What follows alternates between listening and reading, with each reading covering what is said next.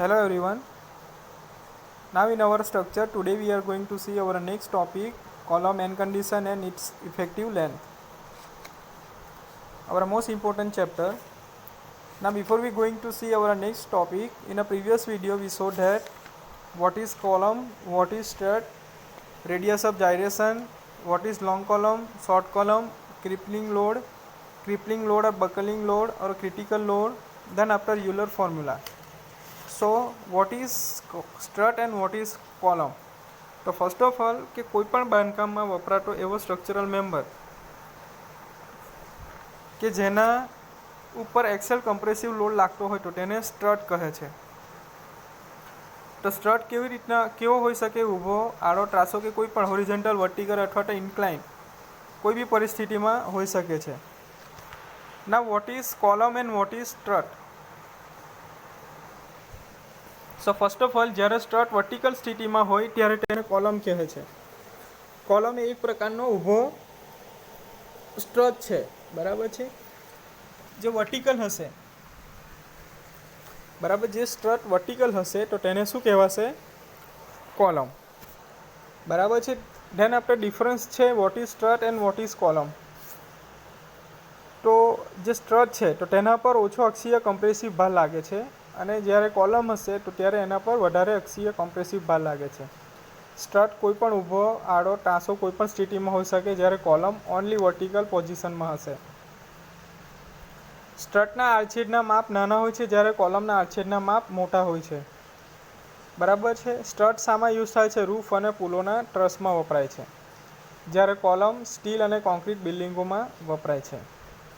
Now radius of જાયરેશન. તો કોઈ પણ પટલ એટલે કે લેમિનાની રેડિયસ ઓફ જાયરેશન એટલે કે અનુસંધાન અક્ષથી એવું અંતર કે જ્યાં પટલના સૂક્ષ્મ ભાગોને સરખા અંતરે ગોઠવતા તે અક્ષની આસપાસ પટલનો મોમેન્ટ ઓફ ઇનર્શિયા બદલાતો નથી. તો આ અંતરને રેડિયસ ઓફ જાયરેશન કહે છે. તેને વિધૂર્ણન ત્રિજ્યા પણ કહે છે. So K equal to square root of I upon A, I is equal to A into K square. બરાબર છે. Now slenderness ratio. તો સ્લેન્ડરનેસ રેશિયો કોને કહેવાય? તનુતા ગુણોત્તર. તો slenderness ratio is equal to કોલમની અસરકારક લંબાઈ અને ન્યૂનતમ radius of gyration. So slenderness ratio is denoted by lambda, effective લંબાઈ is denoted by LE and ન્યૂનતમ radius of gyration denoted by K minimum. So lambda is equal two એલઈ અપન કે minimum. Now what is short column and what is long column? તો long column કોને કહેવાય? કે કોઈ પણ કોલમની લંબાઈ તેના આડછેદના માપની સરખામણીએ ખૂબ વધારે હોય તો ત્યારે તેને લોંગ કોલમ કહેવાય છે. બરાબર છે. લાંબો કોલમ કહેવાય છે. એલઈ બાય ડી, બરાબર, effective length and D is greater or equal to 15 હોય તો તેને લોંગ કોલમ કહેવાય. બરાબર છે. નાવ શોર્ટ કોલમ. તો કોઈ પણ કોલમની લંબાઈ તેના આડછેદ માપની સરખામણીએ ખૂબ ઓછી હોય તો તેને ટૂંકો કોલમ કહેવાય છે, શોર્ટ કોલમ. તો ટૂંકા કોલમ માટે L E by D less than 15, બરાબર છે, અને એમએસ માટે L E by K minimum less than 18 હોય છે. Now crushing load. Crushing load કોને કહેવાય? કે ટૂંકા કોલમ ઉપર અક્ષીય દાબભાર વધારતા તેમાં કમ્પ્રેસિવ સ્ટ્રેસ અને સ્ટ્રેનનું મૂલ્ય વધતું જાય છે. જે દાબભારે કોલમ ક્રશ થઈને તૂટે તે દાબભારને ક્રશિંગ લોડ કહે છે. તો આ વખતે ઉત્પન્ન થતી સ્ટ્રેસને ક્રશિંગ સ્ટ્રેસ કહે છે. Now crippling load. ક્રિપલિંગ લોડ ઓર બકલિંગ લોડ ઓર ક્રિટિકલ લોડ. તો લાંબા કોલમ ઉપર અક્ષીય દાબભાર વધારતા તેમાં કમ્પ્રેસિવ સ્ટ્રેસનું મૂલ્ય વધે છે. અમુક દાબભાર પછી કોલમ બેન્ડ થવાની શરૂઆત કરે છે, જેથી કમ્પ્રેસિવ સ્ટ્રેસ સાથે બેન્ડિંગ સ્ટ્રેસ પણ ઉત્પન્ન થાય છે અને છેવટે કોલમ બેન્ડિંગથી તૂટે છે. જે ભારે કોલમ બેન્ડ થવાની કે નમવાની શરૂઆત કરે તે ભારને ક્રિપલિંગ લોડ અથવા બકલિંગ લોડ કહે છે. નાવ ક્રિપલિંગ લોડ માટે યુલરનું સૂત્ર, યુલર ફોર્મ્યુલા. તો PE is equal to pi square EI upon LE square. Pi square EI upon LE square. where P equal to Euler crippling load, E equal to modulus of elasticity, I equal to moment of inertia, and L effect is equal to effective length of column. Now column N condition and its effective length. Column N condition and its effective length. Very most important here is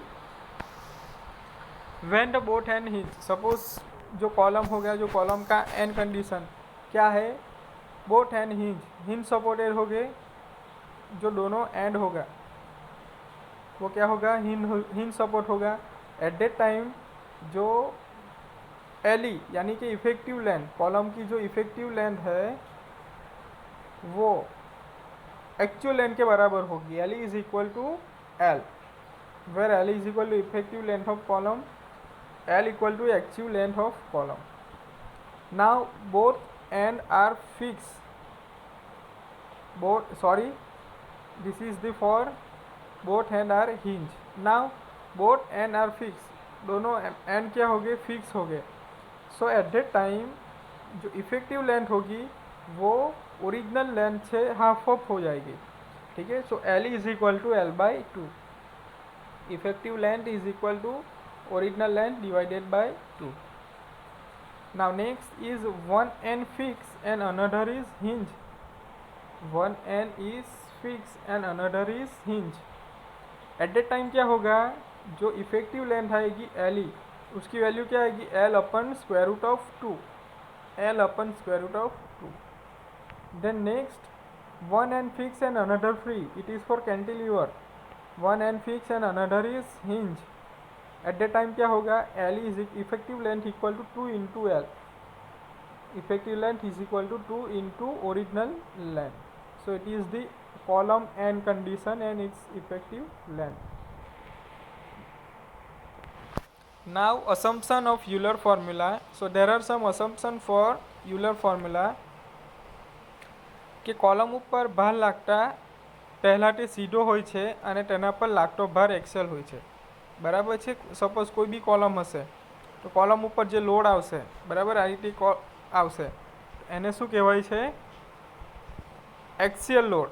બરાબર છે, અને શું કહેવાશે, axial load. પરંતુ જો cross section cut થાય છે સેન્ટરમાંથી, એનાથી સેજ દૂર પર લોડ લાગશે તો એને કેવું કહેવાશે, એસેન્ટ્રિક લોડ. બરાબર. કોલમનું મટીરિયલ કેવું હોવું જોઈએ, ઇલાસ્ટિક, હોમોજીનિયસ અને આઇસોટ્રોપિક. કોલમનો આડછેદ તેની પૂરી લંબાઈમાં એક સરખો રહે છે.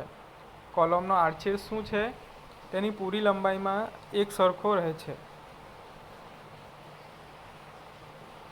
હુકના નિયમનું પાલન થાય છે. કોલમ લાંબો કોલમ છે, કોલમનું ફેલિયર માત્ર નમનથી થાય છે. એક્સેલ કમ્પ્રેસિવ લોડથી કોલમના લંબાઈમાં થતો ઘટાડો નિવટ હોય છે, જેને અવગણવામાં આવે છે. બરાબર છે, એને કન્સિડર કરીશું નહીં, એક્સેલ કમ્પ્રેસિવ લોડને કન્સિડર કરીશું નહીં. Now limitations of Euler formula. So there are some limitation of Euler formula. So Euler equation is PE is equal to pi square EI upon LE square, where I is equal to A into K square. So P is equal to pi square E into I is equal to A into K square divided by LE whole square. तो P by A. अब हमें stress find करना है. So we know that stress is equal to P by A. P by A. Here we have load equation, PE equal to pi square EI upon LE square, EI equal to Young modulus, I is equal to moment of inertia, and L is equal to effective length. Now we find stress. So divided by P divided by area. So area is equal to LE by K. LE by K. So pi square E upon LE by K square. So sigma is equal to pi square E upon lambda square.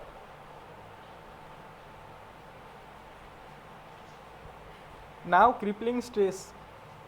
E અને slenderness રેશિયોના વર્ગ ઉપર આધાર રાખે છે. ક્રિપલિંગ stress શેના પર dependent છે, young modulus and slenderness ratio. જ્યારે slenderness રેશિયાની કિંમત વધારે હોય ત્યારે કિપલિંગ સ્ટ્રેસની કિંમત ઓછી હોય છે. સો માઇલ્ડ સ્ટીલ માટે sigma is equal to 330 newton per mm square, E equal to 2.1 10⁵ newton per mm square. So sigma is equal to pi square 2.1 10⁵ upon lambda square. ठीक है, sigma is equal to pi square into 2.1 10⁵ upon lambda square. तो we have value of stress 330 is equal to pi square into 2.1 10⁵ upon lambda square. So lambda square is equal to 6280.65. So we can say lambda is equal to 79.25. So it's near to 80. So lambda is equal to 80. तो जो स्लेન્ડરનેસ રેશિયાની કિંમત 80 કરતાં ઓછી હોય તો column ટૂંકો ગણાય છે અને યુલરનું સૂત્ર યુઝ કરી શકાય. So Euler equation lambda is greater than 80. So long column હોય તો જ લાગુ પાડી શકાય. સો this is the limitation of Euler's formula.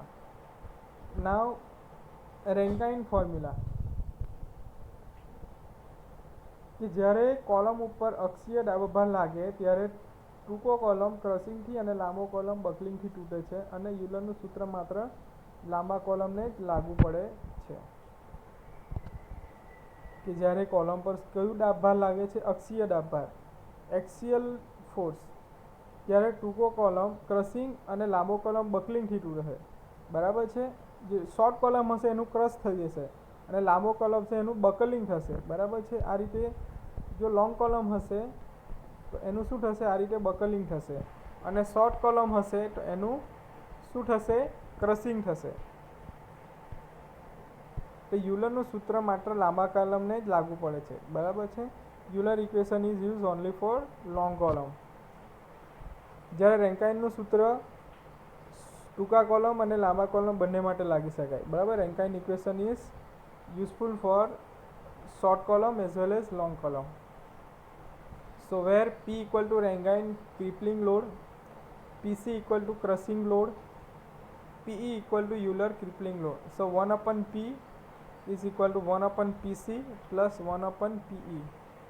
So simplified it, 1/P is equal to PE upon PC plus PC upon PE. So P equal to PC into PE upon PE plus PC. Cross multiplication. Now P equal to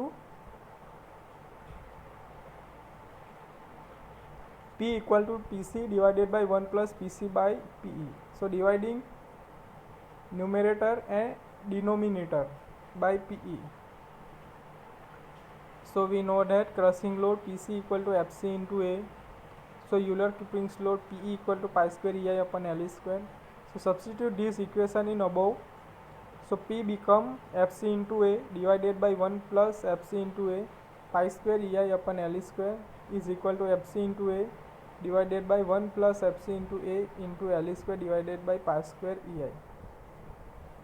So P equal to FC into A divided by 1 plus FC into A into LE square divided pi square E upon A K square. So simplified it. So PR is equal to FC into A 1 plus alpha LE by K whole square. So it is Rankine formula.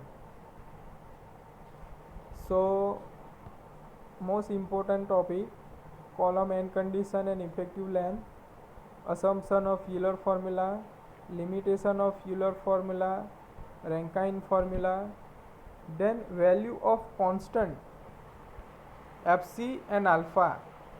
So here material is given. The first is a rough iron. Value of Fc is equal to 250 Newton per mm square. Alpha is equal to 1/9000. Now for a cast iron, Fc is equal to 550 Newton per mm square. Alpha is equal to 1/1600. Mild steel, the value of Fc is equal to 315. Alpha is equal to 1/7500. For timber, Fc is equal to 50 Newton per mm square. and alpha is equal to 1/750. So this is the value of constant Fc and alpha.